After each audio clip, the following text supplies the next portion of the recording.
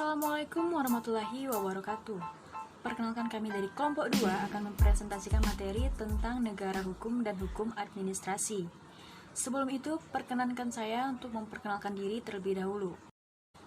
Perkenalkan, nama saya Yanti Nehe dengan NIM 20042168 bersama dengan anggota saya yang lain. Perkenalkan, nama saya Muhammad Maldini, NIM 2004-2030. Assalamualaikum warahmatullahi wabarakatuh. Perkenalkan, nama saya Itin Hatifa dengan NIM 200422114. Saya Trisli Agustina, NIM 2004-2287. Baiklah, langsung saja pembacaan materi yang pertama akan dibacakan oleh Muhammad Maldini. Kepada Muhammad Maldini dipersilahkan. Pendahuluan.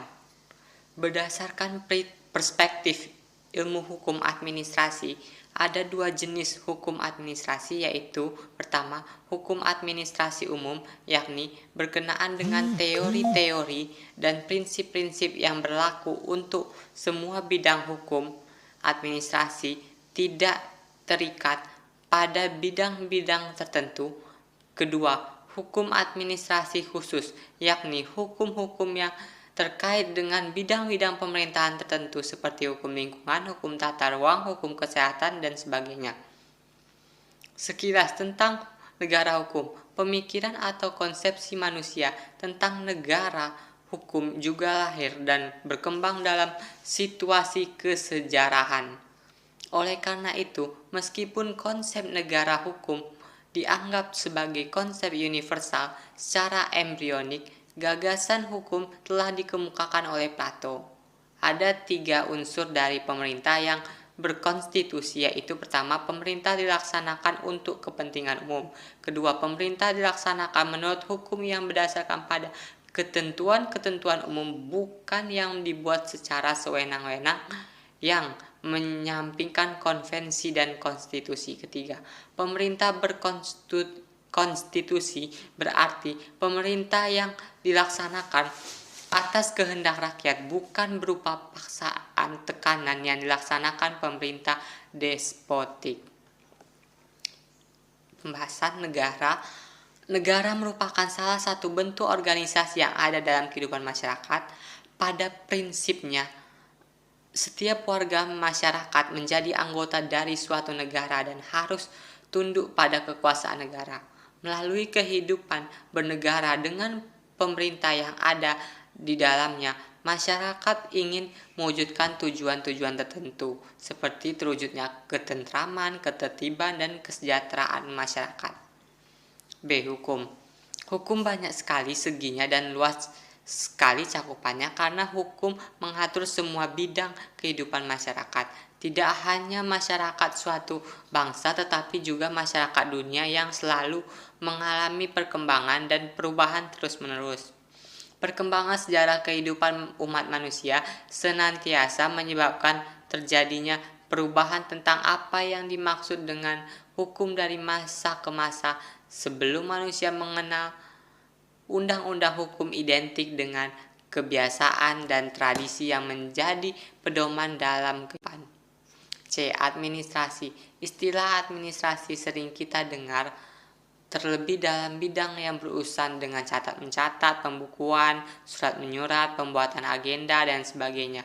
Ilmu mengenai administrasi dalam instansi pemerintahan atau suatu perusahaan sangat diperlukan untuk menunjang dalam pelaksanaan kegiatan pemerintah atau perusahaan.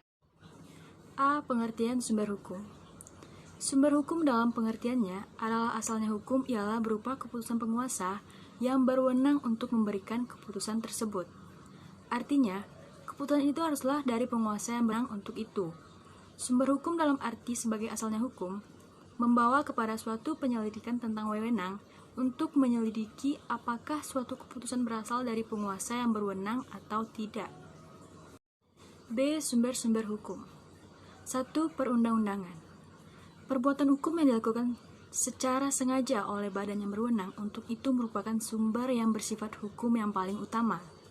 Tindakan yang dapat digolongkan ke dalam kategori perundang-undangan ini cukup bermacam, baik yang berupa penambahan terhadap peraturan yang sudah ada maupun yang mengubahnya. 2. Hakikat sosial perundang-undangan. Sebagai sumber hukum, perundang-undangan memiliki kelebihan dan norma-norma sosial yang lain, karena ia dikaitkan dengan kekuasaan memaksa yang besar sekali. Dengan demikian, adalah bagi perundang-undangan untuk menentukan ukuran-ukurannya sendiri tanpa perlu menghiraukan tuntutan-tuntutan dari bawah. Yang ketiga, bahasa perundang-undangan. Hukum di abad ke-20 pada dasarnya adalah hukum yang dituliskan. Karena itu, apabila dikatakan bahwa bahasa memegang peran penting dalam kehidupan hukum, maka itu ditambahkan bahasa yang dituliskan atau bahasa tertulis. Hukum dalam bahasa tertulis ini adalah tidak lain adalah perundang-undangan. 4. Kebiasaan. Kebiasaan merupakan tindakan menurut pola tingkah laku yang tetap, ajek, lazim, normal, atau adat dalam masyarakat atau pergaulan hidup tertentu. 5. Jurisprudensi, putusan hakim atau pengadilan yang memuat peraturan sendiri, kemudian diakui dan dijadikan dasar putusan oleh hakim yang lain dengan perkara yang sama. 6. Traktat, perjanjian yang diadakan oleh dua negara atau lebih. 7. Doktrin, ahli-ahli hukum yang ternama yang mempunyai pengaruh dalam pengambilan putusan pengadilan. 8. Revolusi atau coup d'etat, suatu tindakan dari warga negara yang mengambil ahli kekuasaan dari luar, cara-cara yang diatur dalam konstitusi suatu negara. C. Kedudukan hukum administrasi negara dalam ilmu hukum.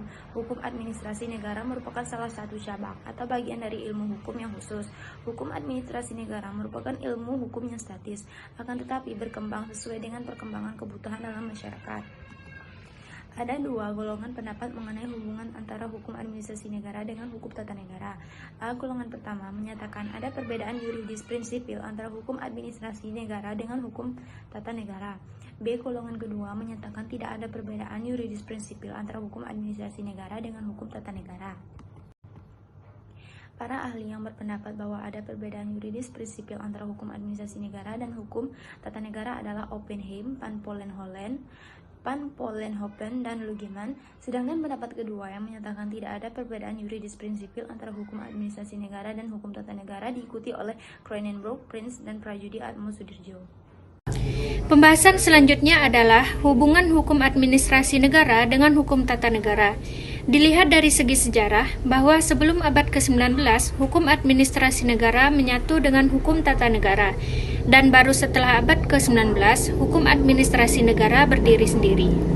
Mengenai batasan antara hukum administrasi negara dengan hukum tata negara ini, terdapat dua golongan pendapat, yaitu pertama, bahwa antara hukum tata negara dan hukum administrasi ada perbedaan prinsip. Menurut ahli Romek, menyatakan hukum tata negara mengatur mengenai dasar-dasar daripada negara, sedangkan hukum administrasi negara mengenai pelaksanaan teknisnya. Yang kedua adalah golongan yang berpendapat bahwa hukum tata negara dan hukum administrasi negara tidak ada perbedaan prinsip. Menurut ahli Prince, hukum tata negara mempelajari hal-hal yang fundamental yang merupakan dasar-dasar dari negara. Hukum administrasi negara menitik beratkan kepada hal-hal yang bersifat teknis, yang selama ini bagi kita tidak berkepentingan, hanya penting bagi para spesialis. Jadi kesimpulannya adalah yang dipelajari dalam hukum administrasi negara yaitu sifat, bentuk, dan akibat hukum yang timbul karena perbuatan hukum istimewa yang dilakukan oleh para pejabat dalam menjalankan tugasnya. Para ahli yang telah dijelaskan tadi menyatakan bahwa antara hukum administrasi negara dengan hukum tata negara tidak ada perbedaan yuridis prinsipil. Perbedaan yang ada hukum administrasi negaranya pada titik berat atau fokus pembahasan. Hukum tata negara fokusnya adalah hukum rangka dasar dari negara sebagai keseluruhan hukum administrasi negara. Sedangkan hukum administrasi negara fokusnya merupakan bagian khusus dari hukum tata negara. Jadi, hukum administrasi negara itu adalah cabang ilmu hukum yang mempelajari tentang hubungan antara negara dan masyarakat dan komponen lainnya.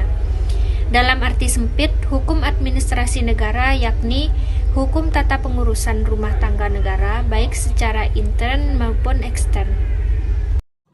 Baiklah, itulah tadi pemaparan yang disampaikan oleh kelompok 2 tentang materi negara hukum dan hukum administrasi, yang mana di dalamnya ada sumber-sumber hukum administrasi negara, pengertian sumber hukum, jenis-jenis sumber administrasi negara, kedudukan hukum administrasi negara dalam tata hukum Indonesia, dan juga hubungan hukum administrasi negara dengan hukum tata kelola.